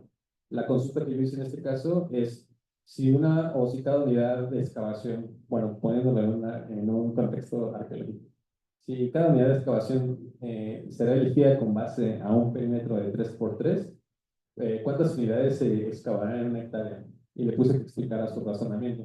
De esta manera, el modelo determina cuál fue el criterio que utilizó y la lógica que tiene detrás para poder calcular la respuesta o la salida que en este caso pues nos importa, ¿no? Y si se dan cuenta, abajo dice que más o menos tenemos 1.111 unidades de excavación en una hectárea y desglosa simplemente, ¿no? Desde si una si una unidad es de 9 metros cuadrados y una hectárea es igual a 10,000 metros cuadrados, pues más o menos eso es lo que nos va a tocar excavar. Son ejemplos un poquito sencillos, pero demasiado prácticos que nos ayudan como a entender que básicamente la lógica que utiliza ChatGPT pues es muy parecida a la de un razonamiento a cierto punto humano. En este caso es el prompting de generación de la perspectiva y que es a partir de, bueno, le damos como datos al modelo de inteligencia artificial y que queremos que a partir de los datos que les damos nos responda de vuelta a una salida. En este caso, lo que se le preguntó quién ganó el Premio Nobel de Literatura en 2020 basado en la siguiente tabla. Le damos una tabla y el modelo, pues en este caso tendría que definir el ganador. Bueno, no puse, sí, no, disculpe, no puse la salida, pero en este caso le doy una serie de datos sobre las personas que participaron o que fueron nominadas al Premio Nobel de Literatura y con base en, pues tanto en los archivos que ChatGPT fue entrenado, pues nos va a dar la persona o en este caso el ganador del Premio Nobel de Literatura. Y algo muy curioso que se descubrió en el prompting engineering es que ChatGPT, como modelo de inteligencia artificial, responde muy bien a las emociones. Entonces, es decir, si nosotros estamos en un apuro, estamos en un examen, estamos ante nuestro examen profesional o es algo muy relevante, nosotros podemos hacerle hincapié a ChatGPT, que es algo que es relevante para nosotros. Y si recuerdan, viene mucho de los transformadores, donde les comentaba sobre los mecanismos de atención. Entonces, nosotros le decimos a ChatGPT, oye, necesito que me puedas resolver esta pregunta y es importante. Entonces, los mecanismos de atención de los transformadores van a hacer hincapié y van a ser muchísimo más cuidadosos o minuciosos en buscar la información para darnos de manera un poco más exacta. En este caso, la consulta que yo hice puedes citar los autores más relevantes de la nueva arqueología. Le puse es para anexar en final y el modelo seguramente hizo hincapié en que es para anexar en final y eso hace que tenga foco y sea mucho más relevante los mecanismos de atención. Y en este caso, pues me dice, claro, la nueva arqueología y me da una descripción. Surgió en la década de 1960 y me da 5 autores que son de los 5 más representativos y que son relevantes y que pues, la verdad es que es un modelo bastante bueno porque hace hincapié justo en cosas que nos parecen interesantes a nosotros.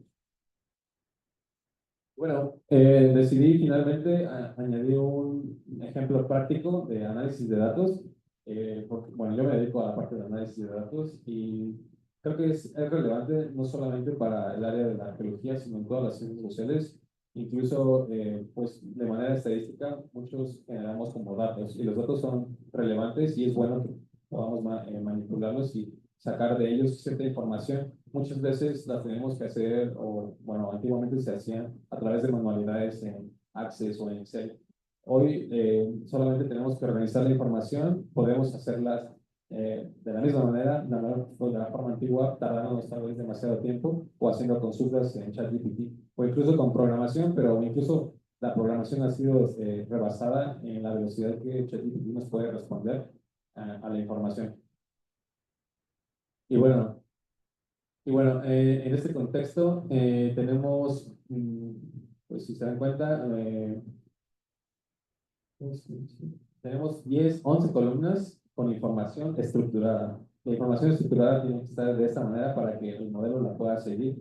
Y vamos a descargar el archivo delimitado por comas. ¿Ok? Y si se dan cuenta, tenemos edad, motivo de la visita, razón, nacionalidad, religión. Tenemos diferentes datos. Todos estos datos están, se dan cuenta, estructurados y puestos de forma sencilla para que nosotros podamos, pues, sí, ¿no? O sea, hacer manipular o hacer lo que nosotros queramos. Este archivo yo lo exporté en forma de CSV, que es un archivo delimitado por comas. Lo guardé en mi ordenador y después hice la consulta a ChatGPT. Ok, se dan cuenta, en la parte superior yo cargo mi archivo y el simple hice un zero prompt, donde le puse, ¿podrías generarme datos estadísticos de esta información? Y lo primero que me pone es, voy a a revisar el archivo para generar los datos estadísticos que necesitas. Se toma un momento, que no son más de 5 segundos, la verdad. y me da una descripción detallada de todo, ¿no? Primero me dice el número de registros que tenemos, que en total eran 250 registros que tenemos en el archivo. Después me enlista las columnas que son principales, que es algo pues interesante. Y finalmente me arroja las estadísticas básicas. El número total de registros, 250. El promedio, 125. Desviación estándar, 72.31. Hay un mínimo de 1 y un máximo de 250, que es el número de registros. Estos datos estadísticos es bastante relevante que nos los arroje. Cuando antes teníamos que, bueno, o sea, primero podríamos hacerlos a mano, después los podríamos hacer en Excel, después los podríamos hacer con programación, ahora lo podemos hacer con inteligencia artificial generativa. Aquí abajo dice, si necesitas más datos más específicos o análisis detallado según aspecto particular, hay que darle los datos y decirlo, y dice que lo puede calcular. Eso está excelente. Ok, entonces yo decidí seguir y hacerle otra consulta más. Dije, ¿cuál es la religión más profesada por gente entre 18 y 30 años? Y nos regresamos, aquí tenemos la edad y tenemos la religión. Y pues son dos columnas que están en un mismo, pues un mismo cúmulo de datos organizadas.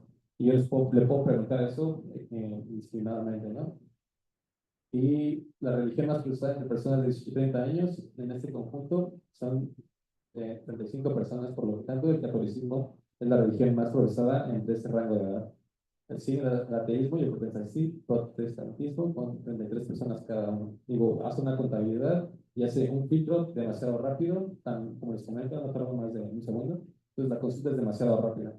Y en este caso puse una flechita que marca una ventana en cómo hizo el análisis. Y se los muestro en este caso. Eh, para ambas, les explico rápidamente, utiliza programación y utiliza el lenguaje Python.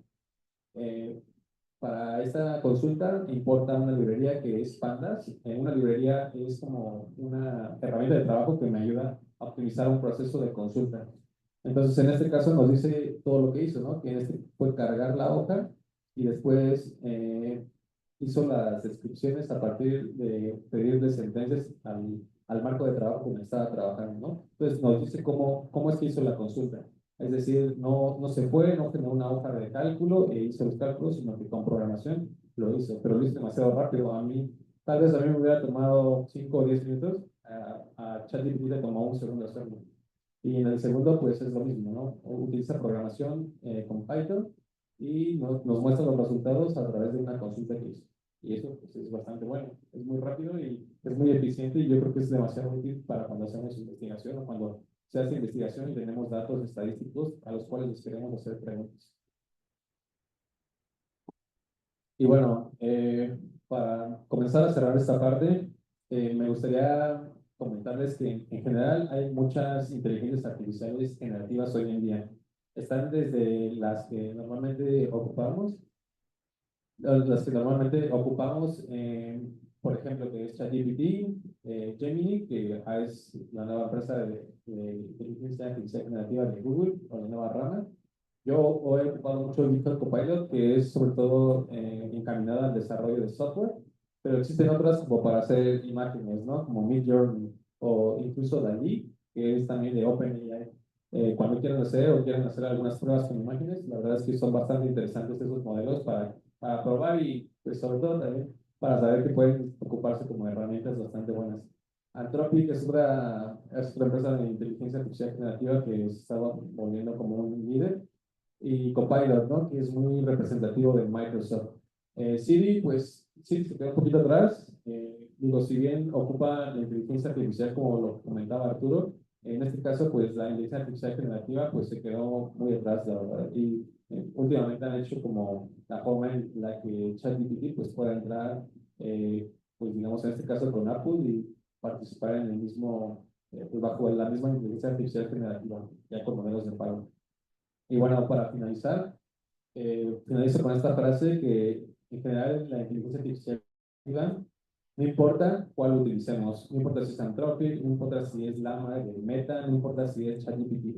Lo que importa es la relevancia y la optimización de los prompts que nosotros escribamos. Entonces, el objetivo de esta charla es que espero que usted quede un poquito más claro en cómo se genera o cómo fue generada la inteligencia artificial generativa. Y no solo eso, sino que cómo podemos optimizar su uso a través de los prompts y que mientras más detalles y más atención pongamos a las características que queramos que una inteligencia artificial generativa nos pueda proporcionar, pues será mucho más útil para, no solamente para hacer investigación, sino para poder desarrollar cualquier cosa que, literalmente cualquier cosa que queramos. Aún le falta mucho avance, ya se ha avanzado bastante, y luego hasta tener un chatbot donde podemos preguntarlo a partir de prompts, es bastante bueno, ya lo podemos usar también como traductor, pero bueno, finalmente el límite va a ser nuestra imaginación eventualmente.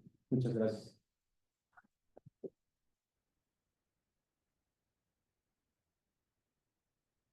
Bueno, pues con esto damos fin a las ponencias.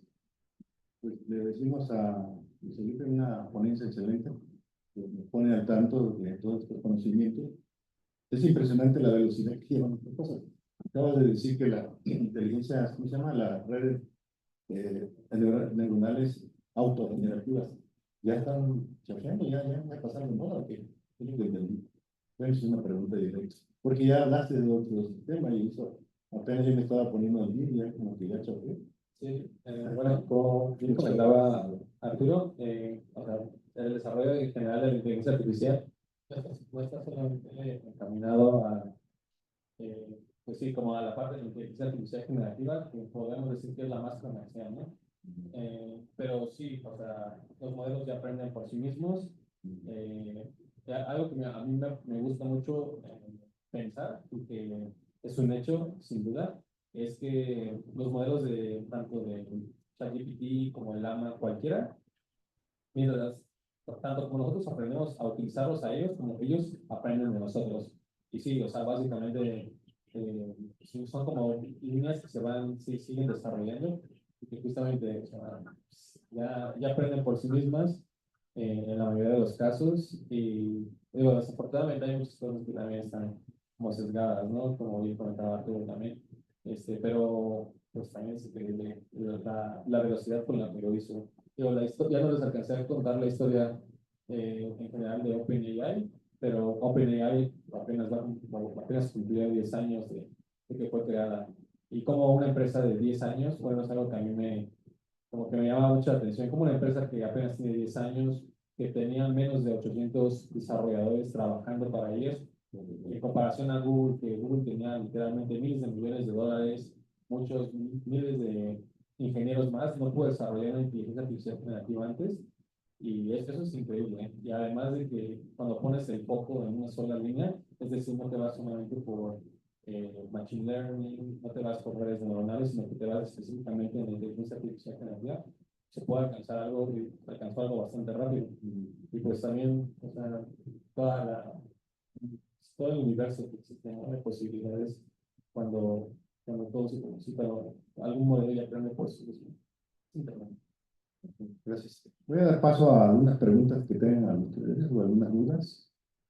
Ya, Elida.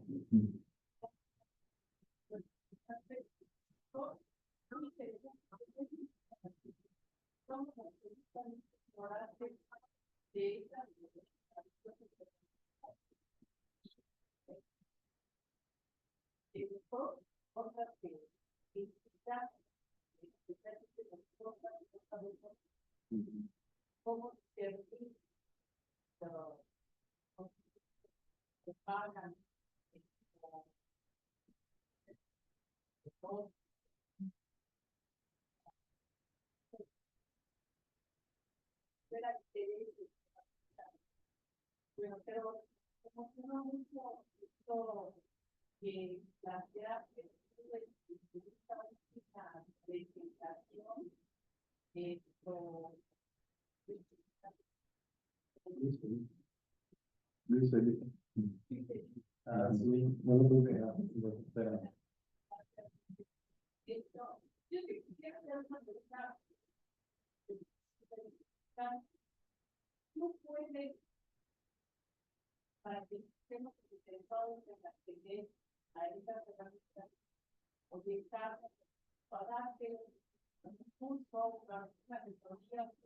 de plano, porque ¿cómo poner en la computadora escuchar o qué cosa desde ahí, ¿no? O sea, que me dejaron absolutamente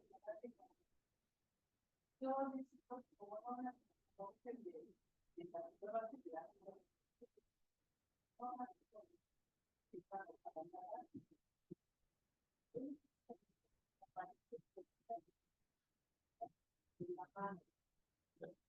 Precisamente yo le voy a preguntar a mi Felipe que ya se apura con eso, ¿no? De asesorías digitales para ir a ver. pero no sé si podemos en algún espacio, ¿no? Una clase contigo, una casa, vínculo,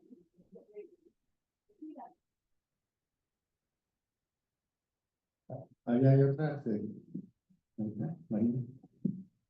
Sí, de una vez adelante. Y ahorita con ¿no?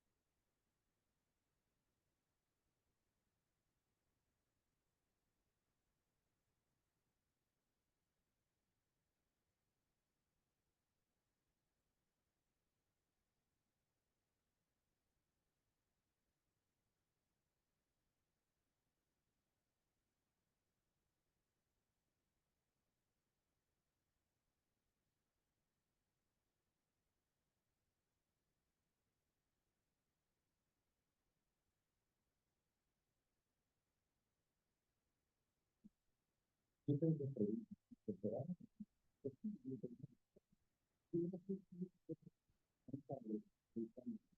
por ejemplo, la combinación de los modelos que lleva los modelos de policía, ¿dónde quedó el sujeto? ¿No? ¿Dónde está el sujeto? O sea, en la simulación y los modelos que se proponen, siempre que se han propuesto, ¿dónde está el sujeto? En el caso concreto de la antropología social. O sea, la entidad humana, pues, sabe que el ser humano en este proceso, que se diluye, ¿no? Se maneja como símbolos, bueno, sin pregunta. Bueno, viene correlación, ¿dónde queda la conciencia? Se está viendo en neurociencia que la conciencia y las emociones van bien ligadas. Uno que está subiendo parece contradecir, bueno, como que dice, parece está involucrado, no entiendo cómo poder tener.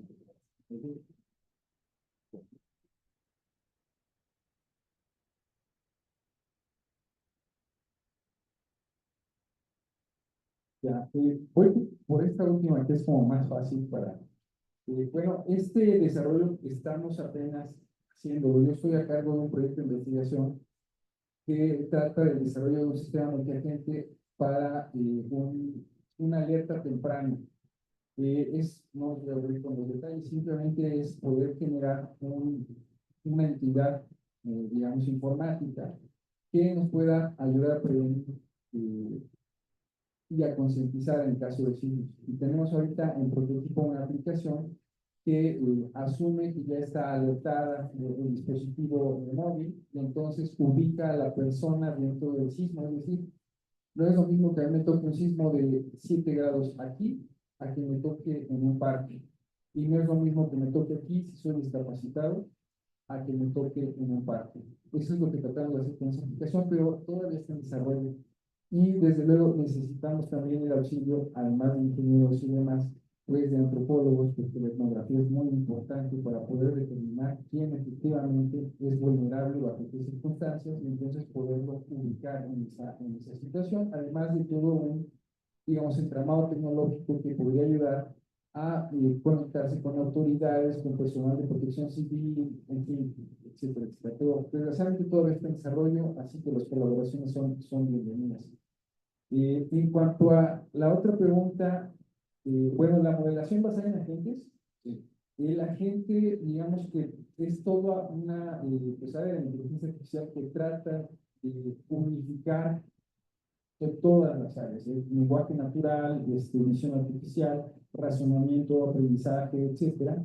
Y hay un postulado, un tipo de agentes que son los agentes intencionales, que tratan de, pues digamos, representar cierta intencionalidad en las máquinas, que también tiene que ver con emociones y demás, pero todavía está muy en prototipo, es todavía una cuestión meramente de, pues, sí, larvaria. Ahora, en el caso de las simulaciones basadas en agentes, los agentes pueden simular un individuo, un conjunto de individuos, una organización, un país, un tipo de individuos. Ya hay distintos roles, por ejemplo, en el caso de los desastres, podríamos hacer el rol de los rescatistas, del público que está en peligro, las víctimas, de policías, inclusive de los propios elementos. Por ejemplo, un fuego podría ser modelado como un agente. O sea, como una red neuronal con respuestas específicas. No es una red neuronal, son como tal algoritmos que responden de cierta manera. Pueden utilizarse como medio de razonamiento de las redes neuronales. Y aquí, si me permiten, quisiera hacer un pequeño paréntesis. Perdón si siento un poco de lo que dijo el compañero. Yo nada más quería hacer 3 puntualizaciones y empiezo con una que han hecho a partir de cómo se puede utilizar una inteligencia artificial generativa. Número 1, hay que hacerse 3 preguntas muy básicas. Número 1, ¿te importa que el resultado sea correcto? Si no te importa, úsalo. Sin más, úsalo. Si te importa que sea correcto, segunda pregunta, ¿puedes? Si no lo puedes verificar, no es tan útil o no sería tan, digamos, seguro usarlo. Pero si lo puedes verificar, tercera pregunta, puedes hacer frente a las consecuencias económico, político, ético y demás, con otros caracteres de lo que va a salir. Si lo puedes hacer, usa. Si no, entonces no es seguro usarlo. Ojo, no se dice que no lo uses. sino que es bajo tu responsabilidad. O sea, ahora, yo llamaría, habiendo hecho esta conceptualización, no a utilizar directamente este chat, sino los modelos que están atrás. Porque este chat no es un oráculo. Ese es uno de los principales problemas que pensamos que nosotros le vamos a dar, hacer una consulta y nos va a dar una respuesta.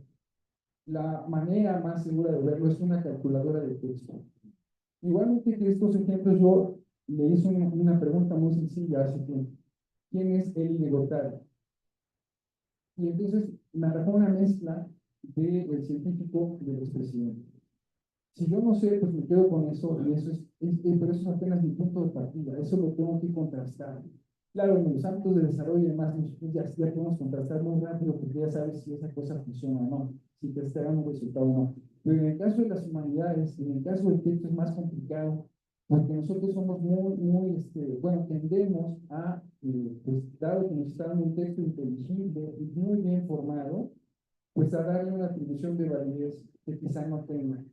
Entonces, yo más bien diría eso, hay que utilizar estas herramientas, pero no tal cual la herramienta que me dan comercial, que dicho sea de paso, perdón que use la palabra, pero esa Altman lo hizo de manera irresponsable, el haber sacado artificio, el famoso chat, así nada más. ¿Por qué? Porque no estábamos preparados, quizá el mundo de la tecnología sí, pero los demás no estábamos preparados para poder hacer esto. Y además teníamos esta situación del efecto ELISA, el primer agente dialogante chatbot, que pues, efectivamente hacía un poquito lo que este hace. A partir de información, tiene una interacción que parece un diálogo, pero no es un diálogo, es una interacción que parece un diálogo. Y entonces nosotros pensamos que efectivamente estamos dialogando con una entidad. Dicen por ahí los que trabajan en agentes, con lo que se ha conseguido ahora es una agencia sin inteligencia. Justamente lo contrario a lo que podemos los que trabajamos en la gente.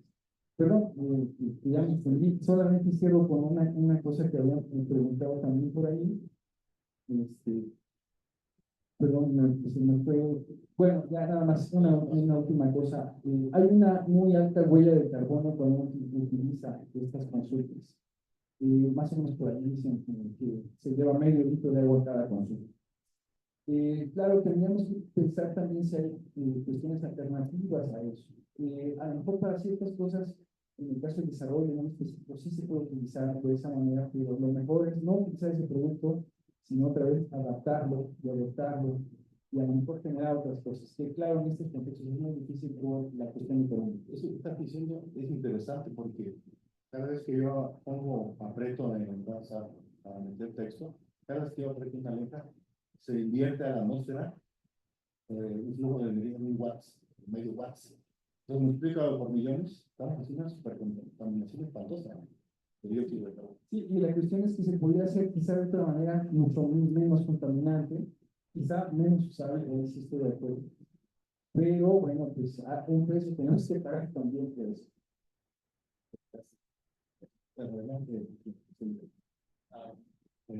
Bueno, respondiendo al tema del taller, sí lo había pensado, bueno, sí lo pensé en algún momento. De hecho, comencé también a tratar de utilizarlo con más personas, sobre todo en el área de desarrollo de software, que es con quien he trabajado últimamente más.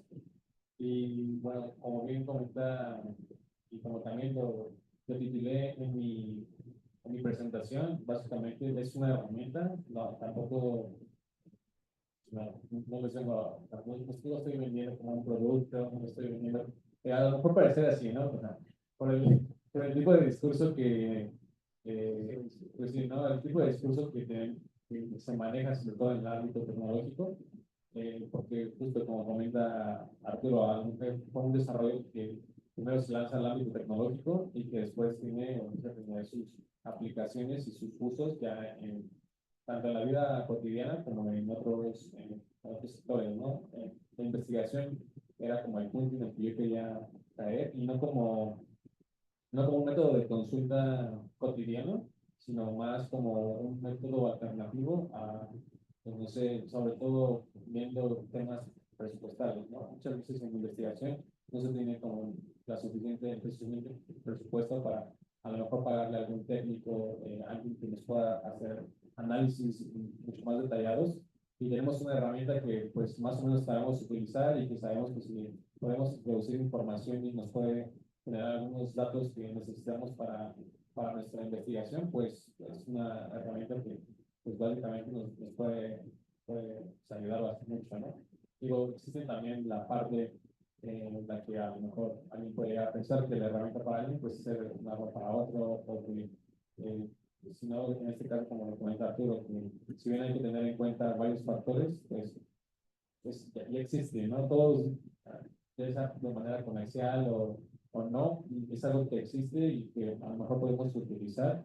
Y si bien antes de utilizarlo, pues ser lo suficientemente críticos para saber en qué contextos y bajo qué lo vamos a utilizar, ¿no? Porque, pues, ¿qué vamos a poner en nuestros artículos de investigación? ¿Cuál es la fuente de esos artículos? También falta aún ese desarrollo de investigación en cómo vamos a consultarlo. En algunos momentos yo también intenté hacer esas consultas en donde si ChatGPT me traía la información exacta, desafortunadamente no, como les comenté, o sea, es un modelo que está entrenado a base de mucha información. O sea, justo también Arturo lo comentaba al inicio en su presentación, son modelos de datos que gracias a la masiva cantidad de información que tenemos disponible, pues pueden ser entrenados, ¿no? Digo, esto no podía ser en los años 70 y 80, por mucho que tuviéramos bien definido cómo funcionaba, no se podía hacer porque no teníamos un modelo en el que pudiéramos recopilar datos de manera masiva. Ahorita, pues básicamente cada cosa que hacemos genera datos y todo esto, pues se pueden entrenar estos modelos, pues básicamente podemos confiar en algunas partes, sí, pero no en todas. En alguna otra presentación, hay un CEO de una compañía igual de inteligencia artificial, se llama Javier Duraski. Le hicimos la pregunta justamente a él si se podía confiar o qué tanto se podía confiar en la información que nos arrojaba. Y básicamente, pues, como les comentaba, cómo funciona la neurona. Funciona con muchas entradas, las entradas son optimizadas y generan una salida. El problema es que si nosotros le queremos preguntar, oye, ¿de dónde tuviste o en qué neurona hiciste esta conversión o esta salida de información para que me puedas dar la fuente suficiente que yo la pueda conectar en un artículo? Pues bien, o sea, yo ahí sí yo dudaría. Digo, pero como bien comenta Arturo, pues eh, es una herramienta que hay que utilizar con responsabilidad y que pues va de la mano justo con lo que me comentas acerca del taller, ¿no? Sea un taller en el que tengamos que usar de manera responsable y teniendo, o si digamos que impartiendo un taller bajo los preceptos de que no es como no es un oráculo, ni es todo conocedor, ni es algo que nos va a un solucionador de todos los problemas, sino que es una herramienta que nos puede ser útil en ciertos contextos y pues siempre respondiendo a preguntas preguntas precisas que podamos enfrentarnos básicamente a las consecuencias de cómo estamos utilizando la herramienta. Antes de dar paso a otra pregunta, déjenme contarle una anécdota rapidito sobre lo del oráculo que han enseñado los dos. WhatsApp está en Meta. Bueno, le quise tender una trampa, pero me la tendió, ¿no? Yo le pregunté, digo, oye, ¿quién va a ganar? ¿Trump o Harris? Y dice, oye, yo no soy ningún oráculo. Ya me está fregando. Ponte a leer esto y mandó un montón de lectura. Bueno, yo salí enamorado. Creo que se ve quedado presente en el tintero esto último que tocaron, que es, pues, ¿qué necesitamos para aprender a usarlo? Pues desde luego necesitamos computación básica, es decir, cómo meterse a una computadora, aprender aplicaciones, etcétera, cómo navegar en Internet. Quizá también necesitaríamos cómo publicar en redes sociales, que eso casi todo el mundo lo hace. Pero lo más importante, creo, es que tenemos que pues, entender un poco de los modelos, cómo están hechos. Las redes neuronales lo que hacen es que codifican el conocimiento, como ya lo dijo Felipe, de manera distribuida, es decir, no se puede saber individualmente qué parte del conocimiento, porque eso es un conjunto de pesos, son números. Podemos ver como una retilla, una matriz de números. Y ahí está codificado todo. Casualmente se queda muy bien para cuestiones de patentes y demás, porque es una caja negra. hay ya propuestas que tratan de abrir esa caja negra, pero todavía es muy complicado. Pero bueno, la cuestión es que estos modelos lo que hacen es hacer una traducción de una entrada, distribuir el conocimiento a través de pesos para producir una aproximación de una salida. Lo que hacen es que se llama una aproximación de funciones. Vamos a decir que una función es, por ejemplo, la respuesta que le da el reconocimiento de una cara en específico o un conjunto de caras. Diferenciar, por ejemplo, objetos. Por ejemplo, en el caso de los huesos, eso es lo que se puede tratar con redes neuronales, se podría decir. Vamos a ver las densidades y eso pertenece a una clasificación que puede a lo mejor decir, pues es un nombre de Yucatán o es un nombre de otra localidad de acuerdo con esta clasificación. Básicamente, así es como funcionan las redes neuronales. Damos un patrón, ese patrón se procesa y arroja una clasificación y una salida. Pero claro, estos modelos que son mucho más complejos de lo que acabo de decir, pues dan múltiples salidas, dan otras posibilidades, por eso es que se puede trasladar, por ejemplo, una red que fue entrenada en uno de estos transformers que ya explicó Luis Felipe, de un dominio, es decir, de la traducción de un idioma a otro, porque ya tienen codificadas estas cosas con muchos datos que permiten aproximar esas funciones. Eso es, digamos, claro, obviamente un curso es necesario para poder entender esto un poquito mejor, pero saber que finalmente lo que hacemos ahí es reconocimiento de patrones y composición de salidas meramente estadísticas y por lo tanto falibles. Y además también hay que saber los tipos de sesgos que hay. Hay múltiples sesgos y no es que sean malos los sesgos, es que finalmente aún toda la información que está en Internet solamente refiere a un cierto tipo de personas y a un cierto tipo de información. No están los que no alcanzaron a ser digitalizados y los que no están en los servidores de donde se tomaron esas informaciones. Y eso es muchísima gente, pero parece que no existen porque no están representados ahí. Entonces hay que saber, por ejemplo, que hay un sesgo simplemente por el tipo de información, hay otro sesgo por el tipo de representación que voy a utilizar. Si yo utilizo una tabla, como el ejemplo que nos dio Luis Felipe, tengo una representación, ahí puedo representar ciertas cosas. Si utilizo, por ejemplo, expresiones lógicas, pues voy a utilizar otro tipo de representación y entonces voy a tener otro tipo de resultados. Eso también es un sesgo. Además de los sesgos de los programadores y de los que toman la muestra, porque pues también, como yo decía, bueno, no lo digo yo, simplemente lo tengo que expresar. Pues un sistema técnico es un sistema de acciones intencionales y hay personas que están sentados aquí y que tienen un propósito. Y el que manda que esté sentado aquí, que le paga, también tiene un propósito, y etcétera, etcétera. Simplemente para cerrar esta intervención, yo lo único que diría es, pues para poder entender estas cosas, utilizarlas es muy fácil porque ya pues están ingeniadas para eso, para que sea fácil utilizar esta pregunta-respuesta. Pero hay que saber que estamos preguntando y que esperamos a la respuesta, y eso pues incluye otro tipo de... Pero en realidad, cualquiera lo puede utilizar.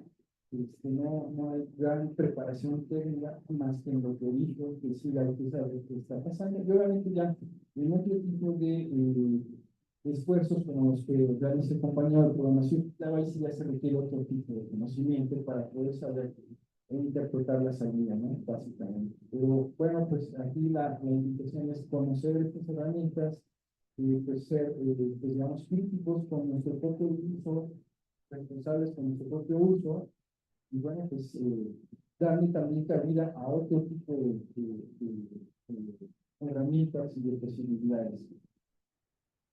Gracias. ¿Alguna otra pregunta?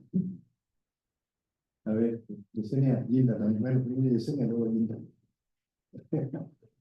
Bueno,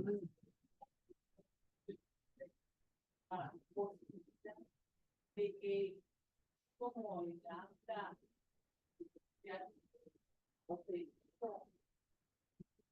de radiografía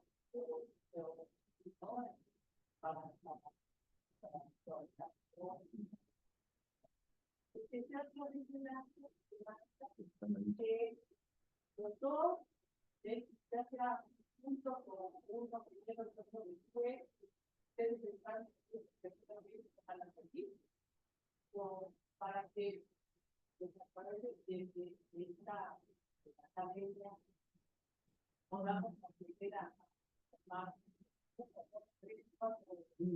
también con ustedes, ¿no? ¿Cómo la ven? Ahorita los amarramos, ahorita los amarramos. A ver, cierren la puerta. Oiga, yo tengo, bueno, vamos a tomar vamos a anotarlo. Yo formo parte del arte. Pero, mire, nada más una última, no hay otra pregunta más, porque yo tengo una, bueno, un comentario. Deseen, perdón.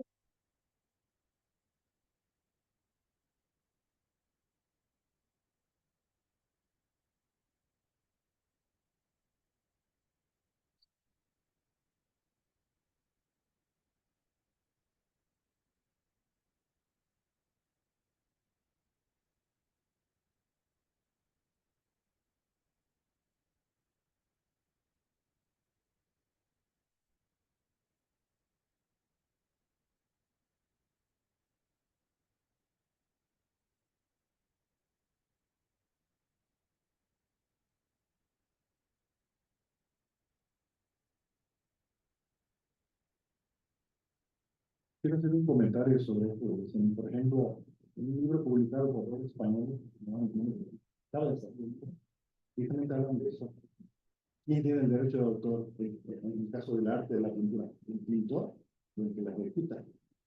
Bueno, el que da la idea, o el que la ejecuta, que es el pintor, se está diluyendo, y va a haber un problema enorme ahí, porque la IA puede hacer diseño artístico, lo que tú le ordenes.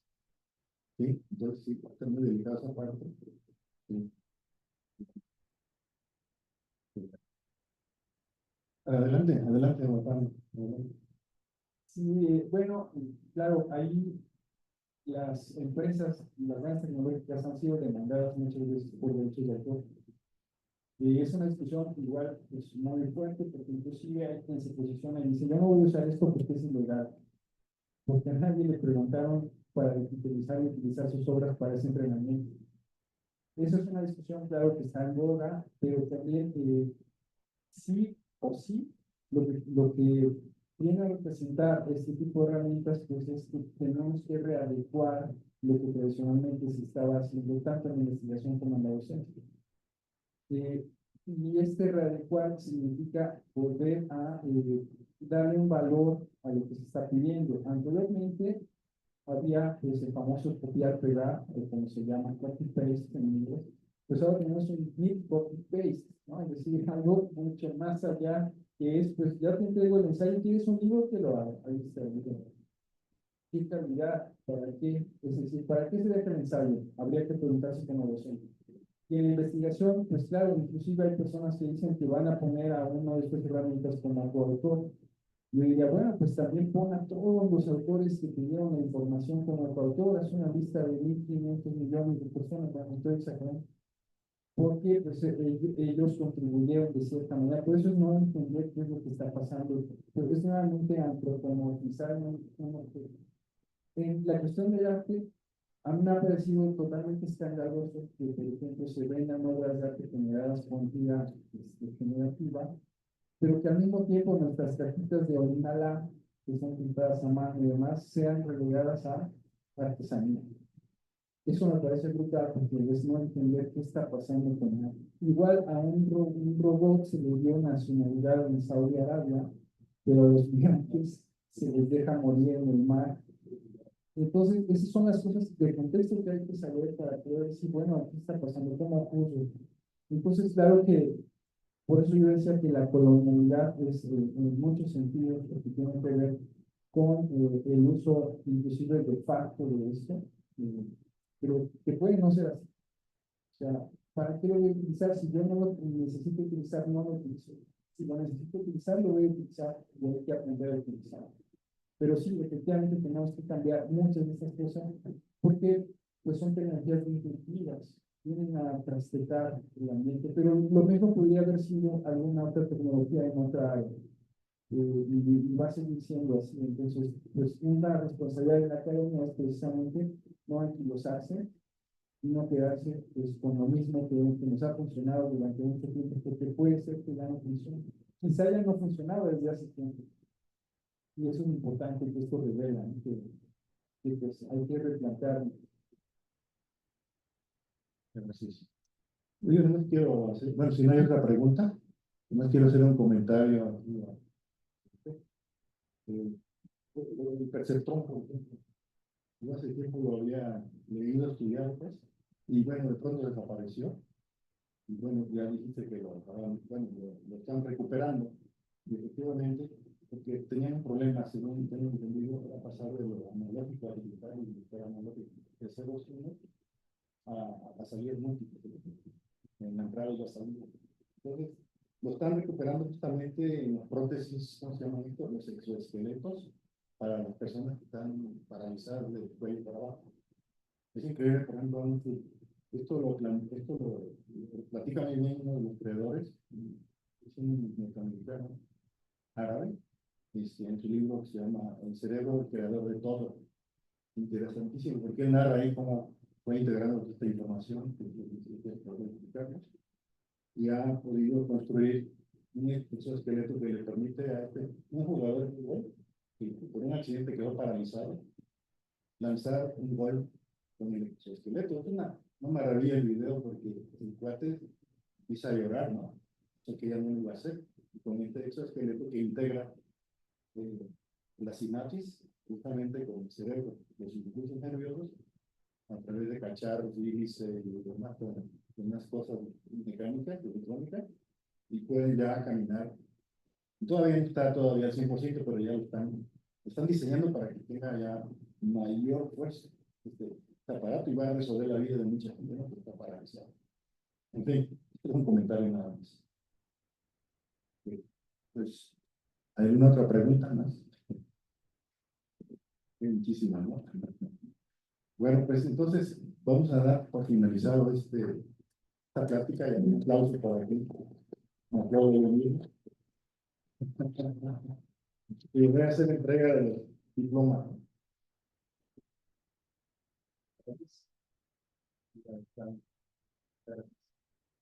Bueno, pues, finalidad de esta. Gracias.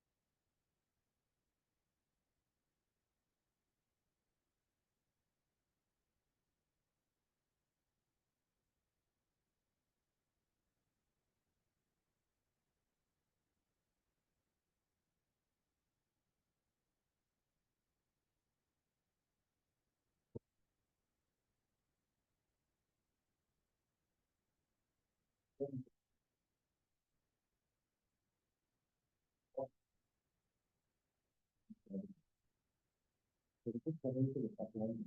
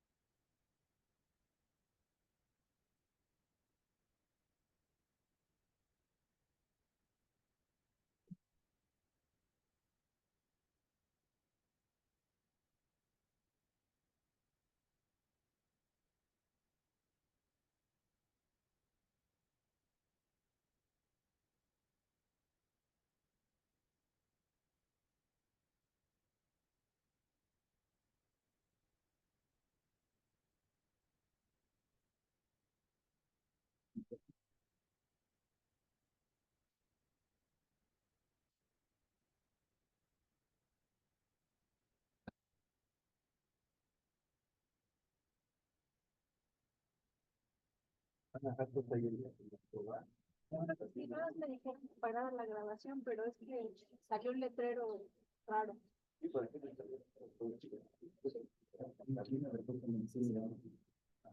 Ahorita va a subir César.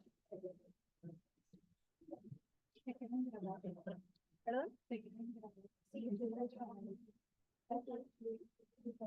Sí.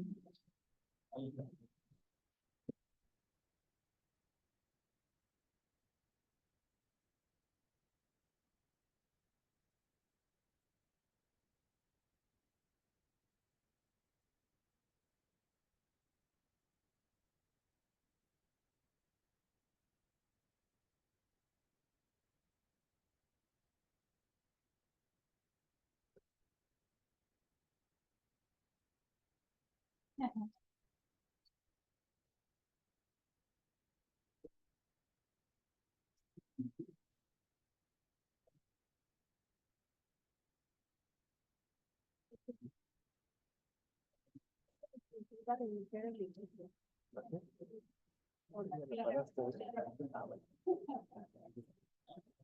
Decía reiniciar, no, decía reiniciar o esperar una hora. Y puse esperar una hora, no le volvimos a parar.